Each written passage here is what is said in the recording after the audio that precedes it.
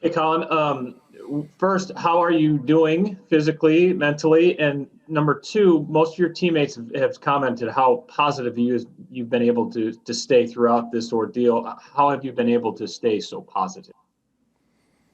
Yeah, I mean, definitely a tough situation that happened against Illinois. Just want to thank you guys and all the fans for just reaching out to me individually and checking up on me with the prayers and the messages. Um, yeah, I mean, that's one of the reasons why I came to Nebraska is just the people here around this state are just so welcoming with big hearts and open arms. And, you see an injury like this, and I mean, I'm getting thousands of letters in the mail here at the stadium of people just wishing me the best. And guys like you and just on social media and stuff like that, just, thanking me for everything and, wishing me nothing but the well-being and good health down the road and just checking up on me. So, yeah, just positivity all around from the fans and then the coaches and the players. My health's pretty good. I think a lot of the stuff that happened on Saturday against Illinois was precautionary. Just going to the hospital was a lot of precautionary things. Stayed overnight for precautionary reasons.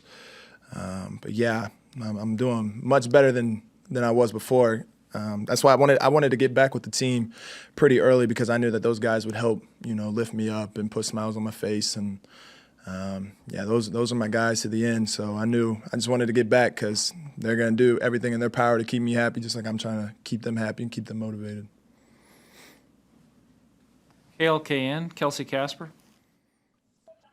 Hey, Colin, could you just kind of go through what emotions you were feeling when you walked out of that tunnel on senior day on Saturday, kind of just with this season that you've had? Yeah, so I was telling a lot of those seniors, a lot of those guys were trying to hold back tears. Yeah, I mean, just coming in here 5 years ago, I mean, it's unbelievable just how many things you face and different adversities that come around and how many people come and go and relationships you build just down the road that people you still talk to. And I mean, we probably walked that tunnel that we came out hundreds and hundreds of times. And that one I'll just remember for the rest of my life, just that last, tunnel walk there in Memorial Stadium. Yeah, I mean, still makes me feel a little emotional and wish I could just do it one more time. But I mean, it was something that I'll remember for the rest of my life is just that period that I got to spend with DCAP and Stilly and all those other seniors that we've been through all these hard times with. Mitch Sherman, The Athletic.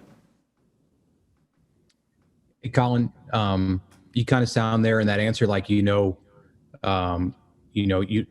you'll be back or if you'll go through that tunnel again.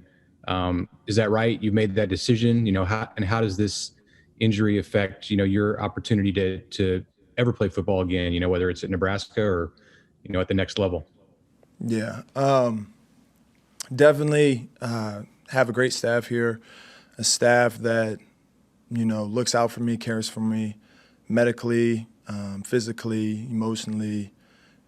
These guys take care of me head to toe. They want me to be perfect down the road in my life and everything like that. So I talked to one neurologist, doctor that's with the staff, and he kind of gave me like the options and put everything out on the line that he thinks that it's probably not the best situation to come back and play football, depending on my health down the road.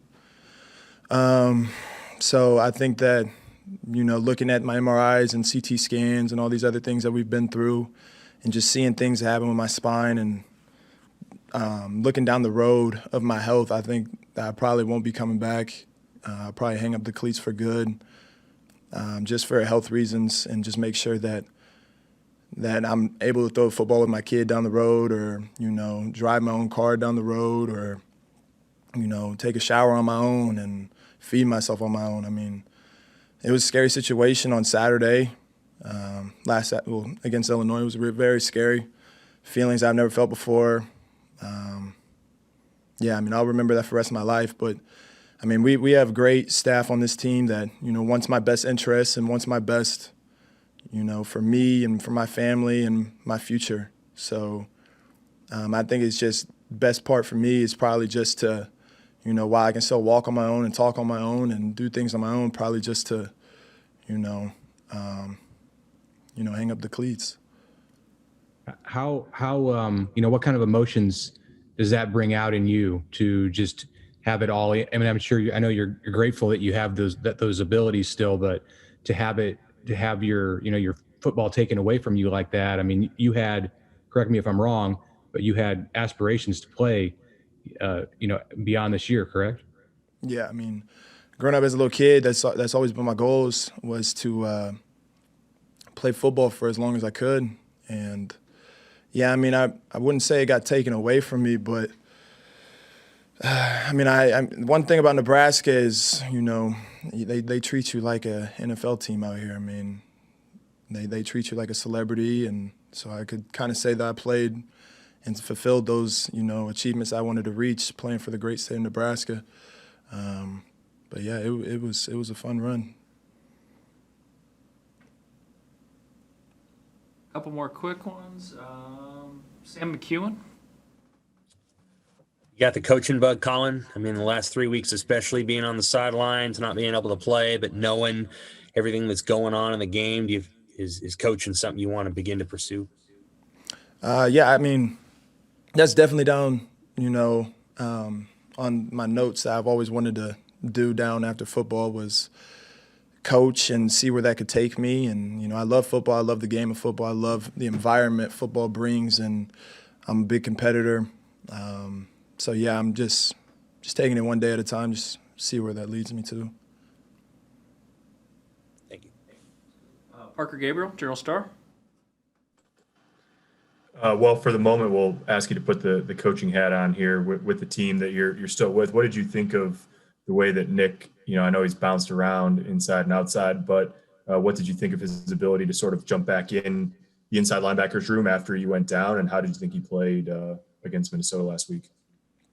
Yeah, Nick's a fighter. I think I've said that in a couple press conferences with you guys that, I mean, that kid is constantly in the film room and in the meeting room and, trying to be the last one on the practice field, hitting the sled while everyone else is walking off the field, or working on his footwork while everybody else is walking on the field.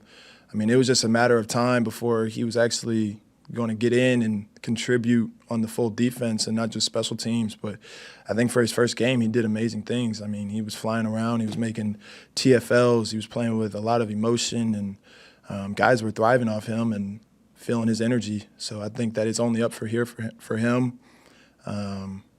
Yeah, I mean, that kid's a stud. He does the things the right way that Nebraska wants. Yeah, good future for that kid. And we'll finish up with Colin. Brian Christopherson, 24/7 Sports. Hey, Colin, I know fans are disappointed with the wins, losses, and I know you guys are too in the recent years. But where do you think this program is, right now as it heads into 2021? I know you put so much into it and you care so much about it. Where do you see it right now? What direction is it going, and just kind of your thoughts on that? Yeah, I mean, I think we got the right guys in this stadium and in this room that can win a lot of football games. And, I mean, you take away 3 and 4 plays, offense, defense, special teams, you just take away 3 full plays on all those games. I think that we win a lot of these games. So I don't think that our win and loss ratio that you guys see is what's happening in the stadium. And what's going on in this locker room is a lot of guys that are just wanting just to get this place back to what it needs to be. And, a lot of guys that are trying to put in the extra work that needs to be done to get this place to where it needs to be. Yeah, I mean, we just know that we're so close. If we just take away those 3 and 4 plays that happen in each game, setting the front wrong, or not picking up a block on offense, or, not getting the turnover on special teams when the ball drops right in front of us. I mean, we're so close that it could change in a blink of an eye. So I think that a lot of these guys, that they come in every day to the stadium and, they just want to perfect their craft. They want to just keep working. I don't think there's one person in here that's hanging their head or dreading coming into the stadium. I think it's a lot of guys that are just ready to are hungry, and they just know that they want to get this place to where it needs to be.